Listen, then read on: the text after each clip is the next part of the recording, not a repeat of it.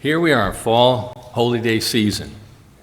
Well, years ago, my wife and I lived in Georgia in Norcross, and coming home from the feast, yes, the feast, there were some very interesting lessons I had to learn, and that's leading to what this sermonette is all about.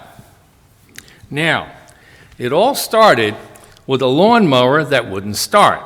We just got home from the feast, and this was in Norcross, at which time I had bought a new one, and I put the old one on the street. I just about had it. I was in a very foul mood because I couldn't get it to start.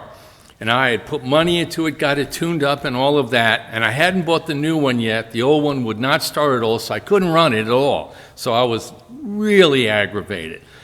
And trying to hold down my irritation, I tried to cool down. I put it on the street and put a big free sign on it. And I grumbled my way back in the house, and Donna noticed, "Oh, John, you're all grumpy." "Yeah, I know, I'm grumpy."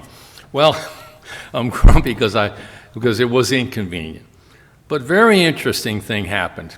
3 days later, our neighbor Bruce, neighbor on the corner, he stopped by and he told me how he took our lawnmower that we put a free sign on and took it away, and he was tinkering with it and he got it running. And it was a very nice break for him because he had a very rough year, very tight, a lot of expenses and things like that, and that was a blessing for him. So it's like I walked away kind of embarrassed and ashamed of my own attitude and all that, and it was like, oh boy, I was irritated at something, but my misfortune was a blessing from my neighbor. And there's a lesson in this. It's like, oh boy, here we go. Well, that's the title of my sermonette. When my misfortune becomes your good fortune. Sometimes life does these things to us. And I'll pose the question, how do we handle it when my misfortune becomes somebody else's good fortune? I got to point the finger at myself because I had to learn that lesson back in Norcross. So I'll start out with the personal side. The personal side was I realized, here I am grumpy and aggravated because of an inconvenience when here it is, it blessed somebody else and someone needed a break and he needed a lawnmower.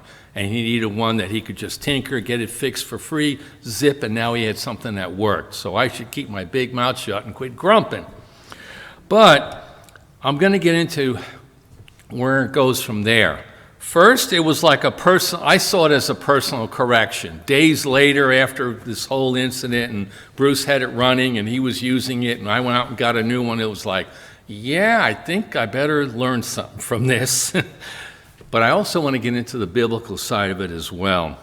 You see, sometimes life brings situations to us where things happen to us that are not very convenient. They're not very pleasant.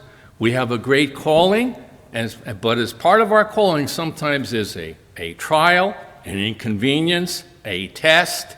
There's many different kinds. We can get into those kinds as well. But the situation is, it may be a misfortune for me, but it's going to wind up being a blessing or a good fortune for somebody else. I'll also add one more little example of myself, then I'm going to get into some biblical examples.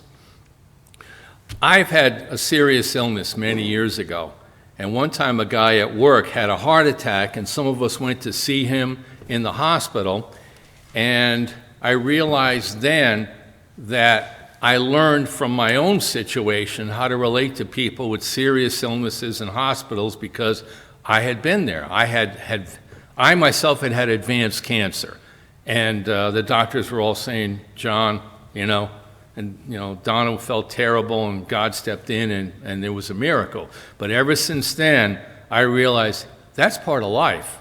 Hospitals, illnesses. There could be a car accident. There could be an unconverted mate. There could be a job loss because you keep the feast and you get fired for it. All kinds of things in life. So what has happened is when I went and visited this guy, his name was Corky, at the hospital, I noticed that I had already changed because I was kind of humbled by what happened to me. And it's like, it's serious. You relate to someone because you've been through it yourself. my misfortune had already started to change me and get me thinking about other people. My life shouldn't revolve around me. I should be thinking of others. The misfortune I had in terms of illness, I now can relate to people with illnesses a lot more easier because it's my world now. Now, to repeat, our calling is a blessing, but sometimes the tests and trials that come with it are not easy. I want to start with the biggest example that everything we do stands on, and that's our salvation.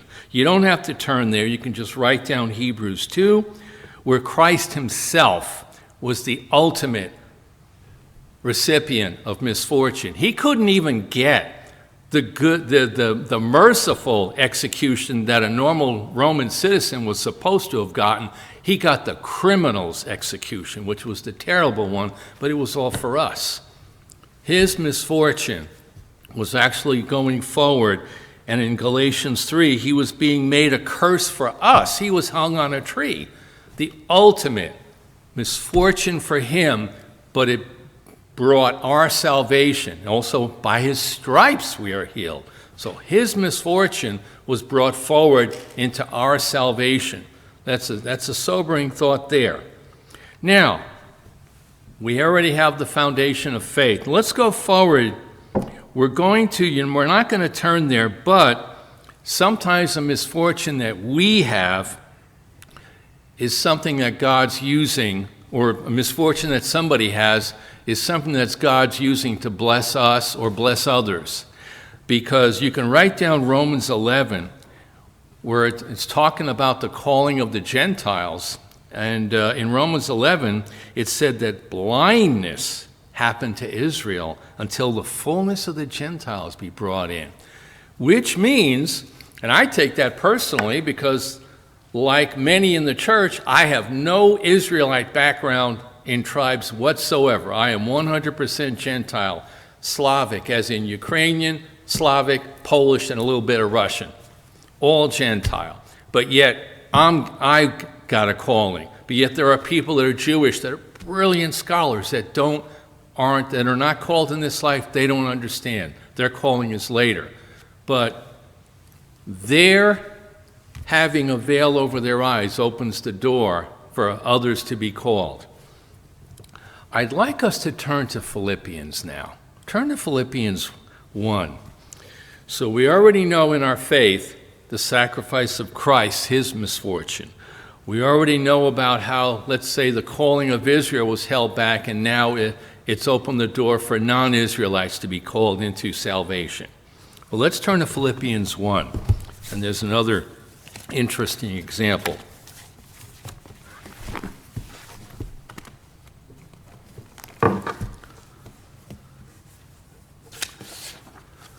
Paul the Apostle had been in a great deal of misfortune.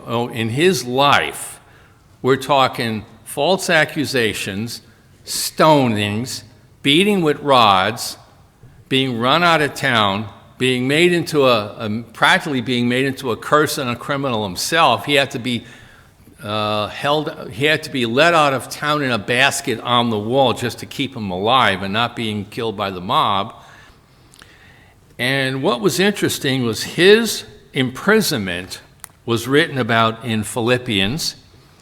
And let's go to verse 12. Philippians 1 in verse 12.